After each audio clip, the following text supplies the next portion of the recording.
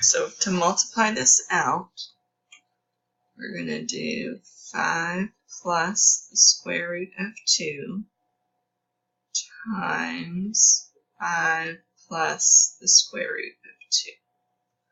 So that's going to be 5 times 5, 25.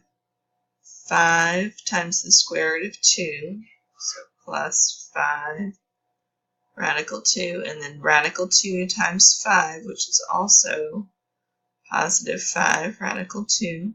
Then radical 2 times radical 2, which is radical 4, but we're going to simplify that right away to just 2. So then you're going to combine like terms. We have an integer here, 25. An integer here, positive 2, that's going to be 27. Then we have positive 5 radical 2 plus another 5 radical 2, and that's going to give us 10 radical 2. So 27 plus 10 radical 2, which looks like that's the right answer.